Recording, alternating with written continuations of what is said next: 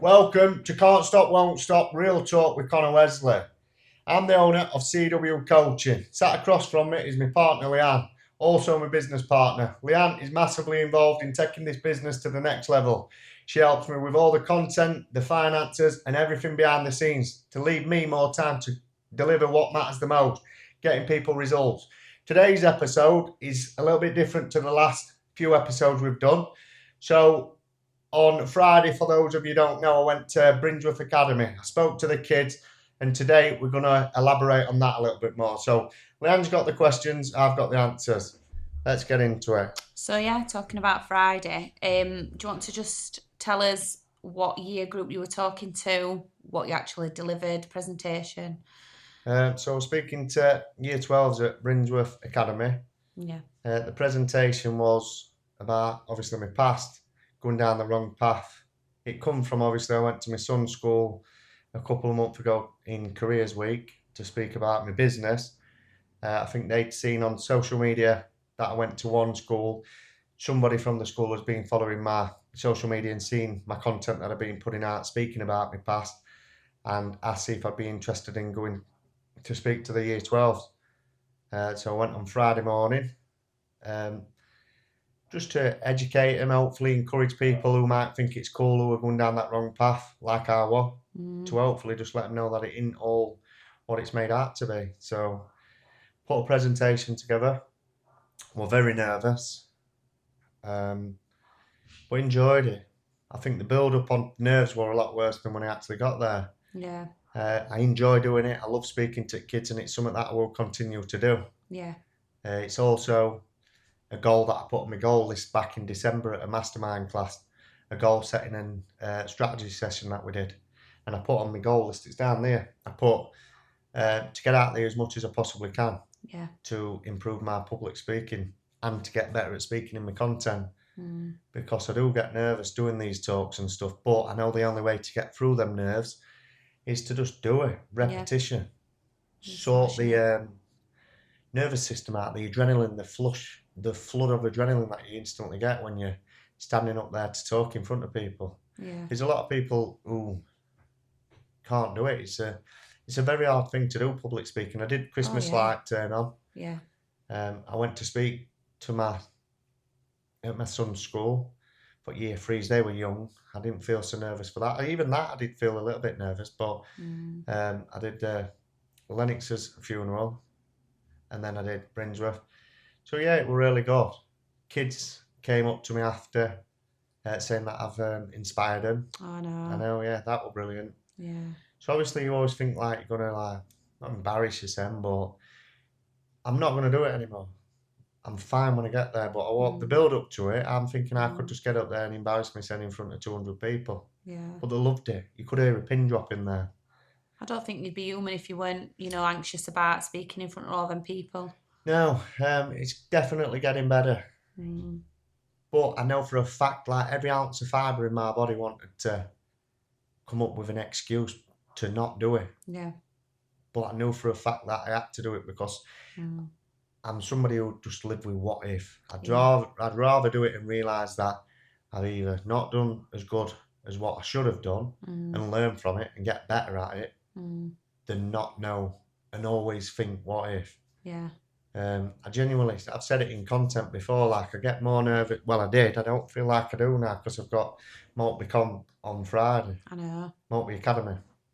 But I'm looking forward to it now, honestly, I really am. Just seems to come to you, doesn't it now? Yeah. Like reaching out to you, asking you to do these talks. Well, it was funny, you were obviously there. So I did the speech at Brinsworth, left the room, and then there were another company there, weren't they, who specialise in going round to schools. Yeah. He's took my number and he says he'll be in contact with me. He was asking me to stay for the rest of the day, wasn't he? So, well, I'm busy working. Through me writing a goal down on the list in December, it's like literally come into fruition. I've manifested myself these opportunities. Yeah. Even last week when I was thinking, oh my God, why am I doing this, man? Why do I do this to myself? I know. But when I got there, I loved it. I had fun. Told them my story. Obviously about my friend dying, Billy, getting robbed at Knifepoint when I was a teenager, when some traveller men from Doncaster come to my mum's house. Scared her off to death, scared me to death. Yeah. going back knowing that there was a van outside my house, selling drugs, depression, what comes with selling drugs. So it was very good, very interesting. Something what I would like to continue to do, and I think with the gentleman who took my number on Friday when I left, he says he's going to give me a ring this week, and we'll see what comes of it. If I can help people, I'm not a saint. I'm not a saint at all. I've been about that life, and I'm not speaking from a place what looks down on people. I don't look down on people who've done it. I've done it all my life. I've been involved with crime. Yeah. I'm not.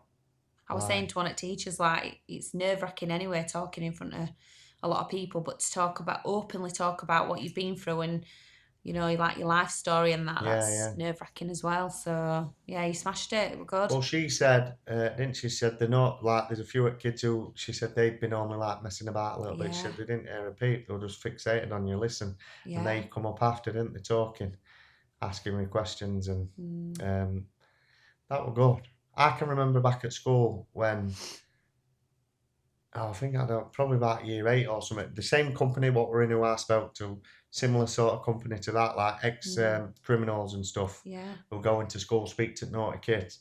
They used to come in, and I can remember night while a black man that come into school, and he used to tell us about these robberies that he used to do, and he used to paint, like, he used to put balaclava on and get some makeup and paint around his eyes to make him look white and stuff.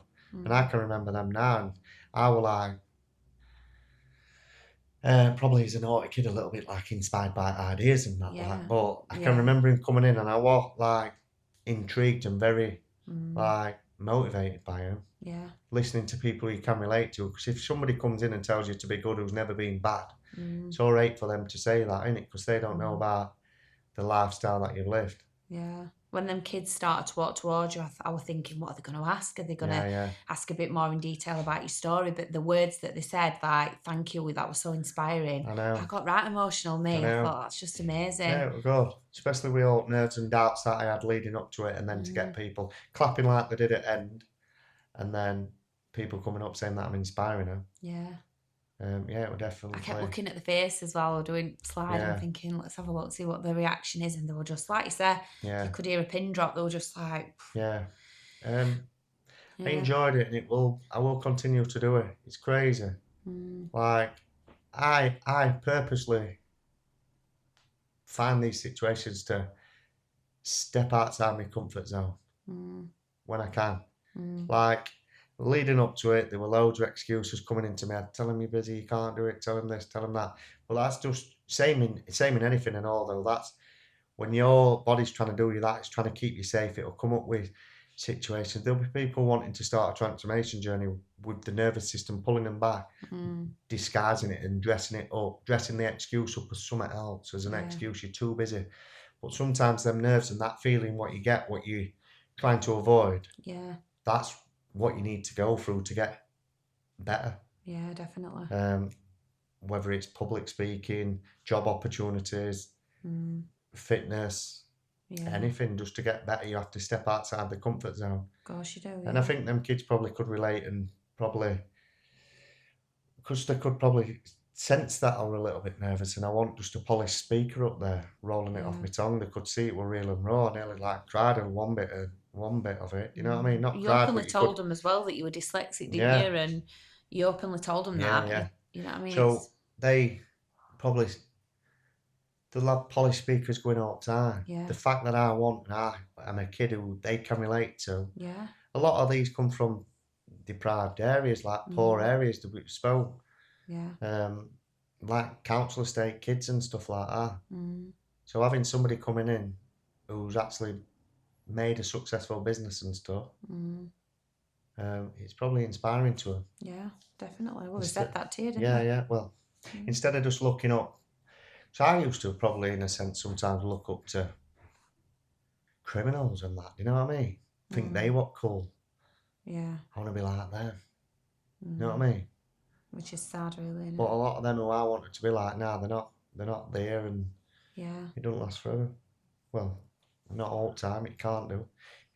So yeah, very good, unbelievable experience. To be fair, like I was saying last year, I'll write a book by the time I'm done, but I am in due course of writing one. So exactly, but look now what you've got to add to I it know. as well. Well, somebody wrote a comment not long back on my Facebook, what are you going to do when all your stories are run out? I'm like, mate, I'm 30 years of age. Yeah. The best chapters are still yet to come. Yeah, absolutely. Like, they really are. Yeah. Best chapters of my life have been in the last few years. My bare knuckle, my 21 peak challenge that I attempted, my coast to coast. And I'm going to do some other mad challenges. I'm already getting an itch inside my head. I need something on that calendar to work towards, and that. Another thing that I need to do, I need to, again, step outside that comfort zone, do things that scare you a little bit. Yeah. And I made a promise to Lennox on his funeral that I'm going to go back and do them York's 3 peaks. Yeah. I don't know when, but I'm going to go back and I'm going to complete all 7 days. Oh, I don't doubt it. I will do, because that like does me head in. I think about that sometimes, and I'll not let that.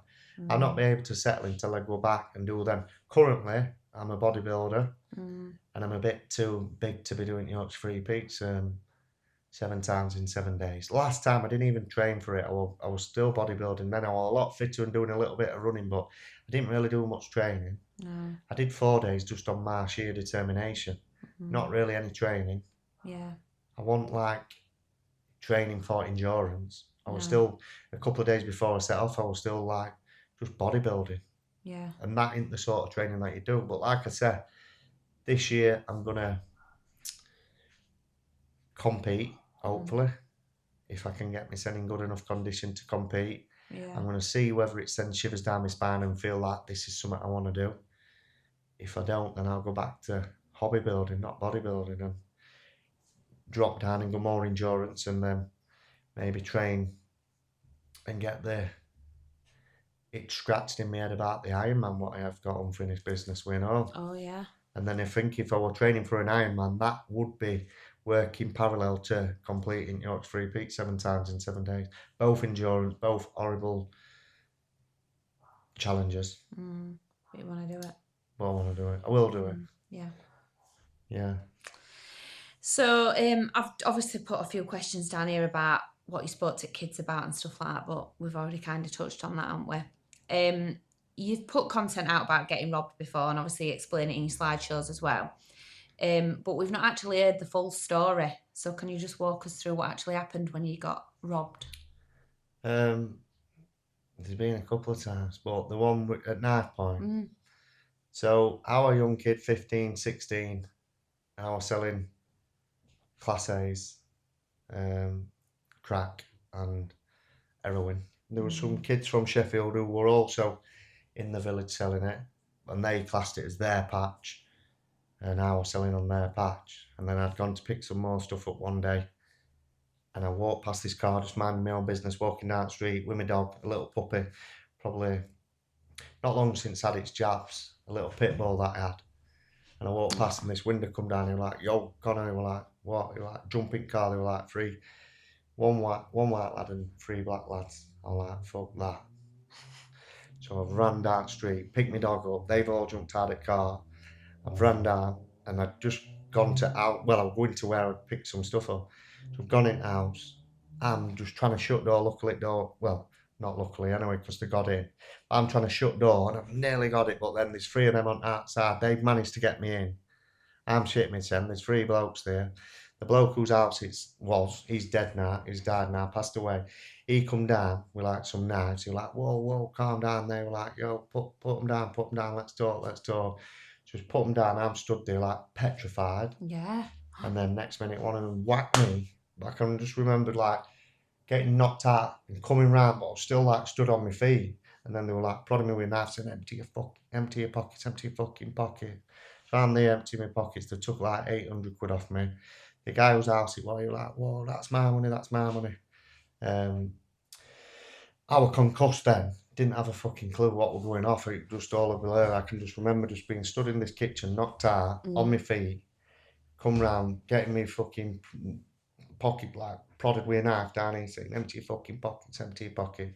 Giving me money. They took all my stuff off me and nicked my dog. So they're leaving. I didn't really know what. I can remember talking to the bloke whose house it was when they'd gone. I felt alright, but I was concussed, so I kept forgetting everything. Yeah. So then I've left. I can remember leaving, but I just can remember just forgetting everything all the time. So I've walked to go home, and I went and ended up on this field, Cherry Tree Park, down near where I used to live. And one of my brother's mates, is my mate Kyle Beach, he seen me on this field, started talking to me, but realised that there was something wrong with me, like there was something up with me, or concussed. Yeah. So I can remember going into my mum's house, my brothers were there, and some of my mates come down, and I can just remember like telling them what happened. Well, and then about a few minutes later, I was just like, "What's happened again?" And I just kept forgetting what happened, and they're like, "What's gone off again?" Because the thing is, so I went to see my mate Ryan Welsh. He come and picked me up. We went to see another lad I know, Measy, his mum, a nurse. She had a look and just said, like, stay awake for a bit, don't be going to sleep or anything like that. It's just concussed. I didn't want to go to hospital. I come round next day. Well, I was just concussed for hours. Yeah. I took a good fucking whack to head. Oh, God. I did end up getting my dog back a couple of days later. Did you? Yeah, so the bloke whose house it was sorted it, ended up with my dog back. They probably couldn't find anyone to sell it to her out. So that was that story. Yeah. That was they thought I was selling on their patch. It's just the game you get into. It's what comes with that. Yeah, it's what comes with that. And did you stop doing it after that then? Or did you? Yeah, I did. Yeah. Just stopped it altogether. I think so. I bet that scared you to death. I didn't stop then. I carried on for a bit. I stopped when the blokes from Doncaster come. Oh, yeah. That was like in the same period, not long after. Yeah. Because it were the kids from Sheffield said it were their patch. Then the lads from Doncaster come, a white van. Oh, right. My mum's rang and said, Connor, there's a man here who wants to talk to you. They're like, where are you now, boy? He said, like, a gypsy. He said, get your ass home now. I'm like, I'm not coming. She's just going to fucking level me. He says, I give you my word, Connor. He says, I'm a man of my word. Come and see me, or we'll come and find you. So I've had to walk down. I've done the content when I'm walking down the street, shit me, and I've walked around, I've seen like a white van outside my mum's. It was like 5 steps forward, 10 steps back. Oh, God, you poor mum. I know. I plucked it up. They went and they were all stood outside the front door. And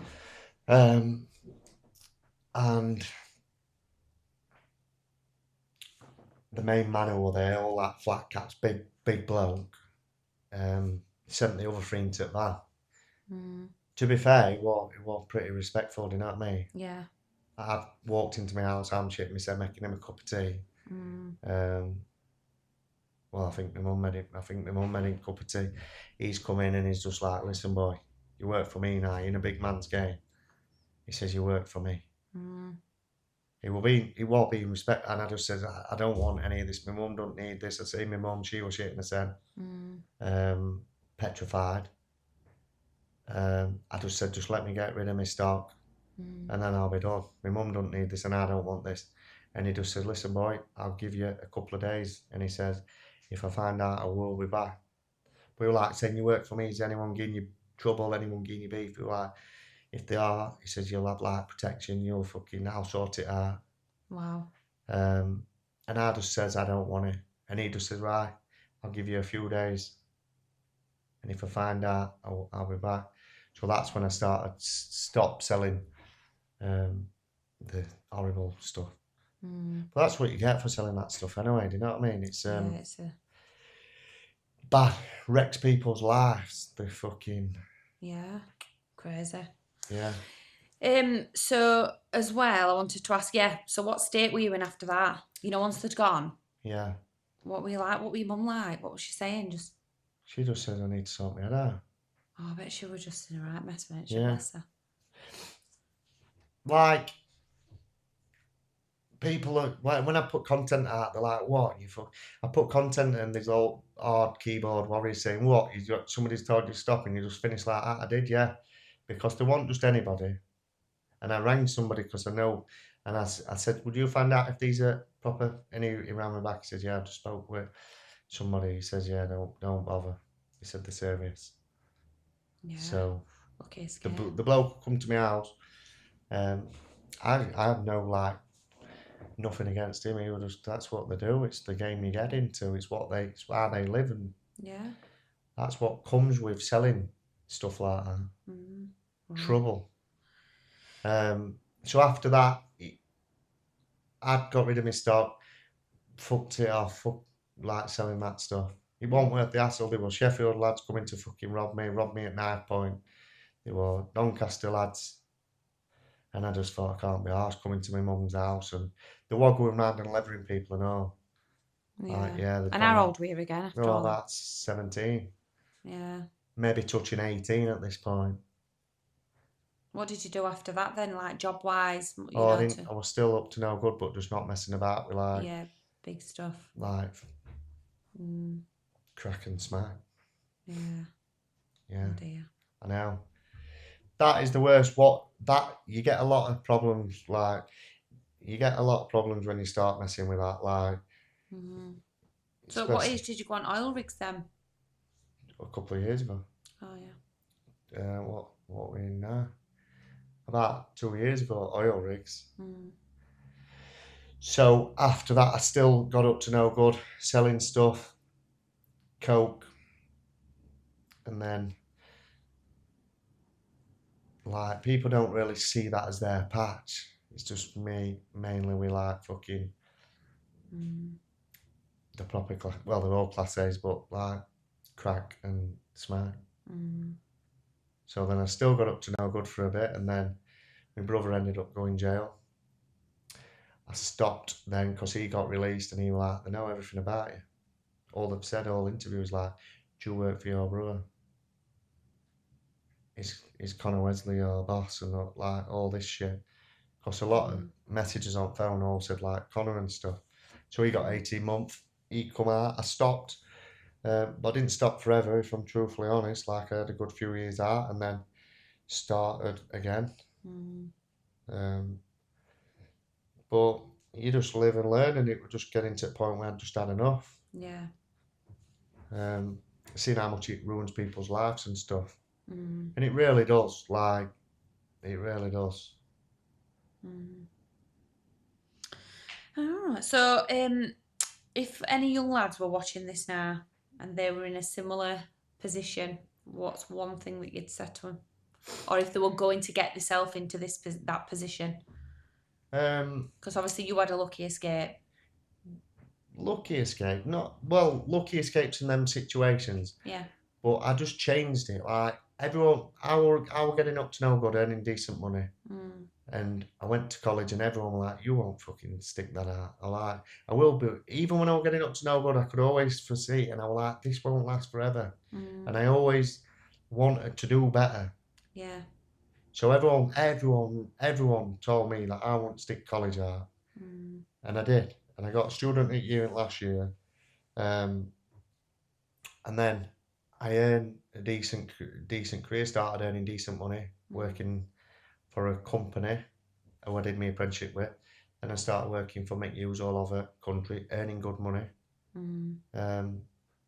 So for anyone who might be at the same crossroads that when I were at that age, I'd just say, the people who you're looking up to now and your age and you feel like they're doing good, I've seen it myself, like people, you're doing a lot better than them and you feel like, oh, you're smashing it. But all these people who have got the long game, they're at college, they're getting careers, they're working on a business, they're studying, you'll get to a position and they're legit people with proper businesses. Yeah. You'll see. So you might think you're doing all right, and all these might be looking up, and all these might feel a little bit jealous of this person over here, me and other people. But them people who are going to go to college and graft and get a career and learn a trade and put the work in, they'll overtake you. Yeah. They'll overtake you. There's no better money than proper legit money. If you put your mind into it and put the work in and put your graft in. Yeah. And don't waste your time on a quick buck. It's all worth it in the end. Like, I've seen it time and time again. People who used to smash it, I smashed it for years, and then I've ended up skint from it and all. Do you know what I mean? Like, like people always think you're doing right well and that, but like I said on my slide at school, it comes as fast as it goes. But it didn't just stop at earning money. It were at your health as well, weren't it? Because obviously you started to then get involved with drugs yourself. And I was taking drugs from a very early age. Like, do you know now when I look back, I never feel like believe it or not, when I look back at me, I always think like I wasn't that bad of a kid, like I was good. But then when I look back and I start thinking about stories and things that I used to get up to, I think, fucking hell, all right, bad me. Yeah. But I always feel like I was respectful. I might have been a little dickhead at times, like, you know what I mean? Yeah. Bit cocky and stuff, because I had a chip on my shoulder. Mm. But kids are, like, it was just the surroundings I'd been brought up in. Yeah. The people who I knocked about with, and just how it was. Yeah. But that doesn't define your future and how you turn out. I'm always a good kid. I was just going down the wrong path. That's exactly what the slide were about, and the presentation that I did at school. But I started taking drugs from a very, very early age, like year 6 and stuff. I was like smoking blow, and then year 7, 8, and that taking pills. I used to go out, so we staying at each other's house, and then taking coke and stuff from a very young age. I was pretty like, and then all my mates were a lot older than me. So I can remember like at school, when I was in like year 11, I used to drive to school and that sometimes in a Defender that I had bought. I used to drive past in my uniform and stuff like that. Like, I'm sure I've seen it, yeah. Oh no. Because I lived with my friend. So I moved out when I was about 15. And I lived with my friend. I'd done some content about it. It was an antisocial hotspot, and we were just little bellends, to be fair. Just on nick bikes and just causing, like, police used to have to circle it. It was an antisocial hotspot. They just used to circle us all the time. Circle house. Then who I lived with, he went to jail. Yeah. So then I had to move back in with my mum. I had tag. I was on tag and all. So I lived with my friend, but I got tagged, but because I was still a minor, they wouldn't let me have a tag. Curfew, you know. Yeah. So I had to move back in with mum temporarily. While I was on curfew, while I was on tag. Your poor mum. I know. So I had a curfew from 8, well, whatever time it was. On that for 3-4 months or something. Oh, and then I moved in with my other friend. I had curfew there. Yeah. You've really turned your life around, haven't you? I have. It's crazy to, like, I never went jail, and some people on my Facebook and that feel like it's a competition on who's been worst behaved, and like you're just telling your story. I know. Like, they feel like it's not a bad enough story to be telling it publicly. Like, I didn't ask for it. I am like, I've been approached and I've asked if I would, and I'm telling the truth and nothing but the truth. Yeah. In the presentation. It's hard to tell it's hard on a 15, 20, 30-minute slideshow. It's hard to tell everything in detail. Of course it is. So I don't even like to word specific things where it feels like I'm lying. You know? I mean, like, especially when you did Maltby Manor, because obviously that was such a young age. It was just mainly about you going from being at school. Yeah, that was just career, so obviously that were age appropriate, wasn't it? Yeah. I don't think they'd appreciate the slideshow what I've just done at Brinsworth. No, but that were really deep, that one, weren't it? That one that you've just done for year 12. Yeah. But unfortunately, it's how it is at the minute, isn't it? Yeah. So I just need to check this camera, because I think that's just...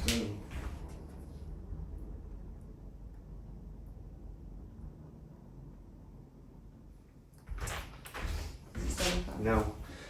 Right, sorry about that camera's gone off. So that is episode 7 wrapped up. Thank you for listening. Can't stop, won't stop.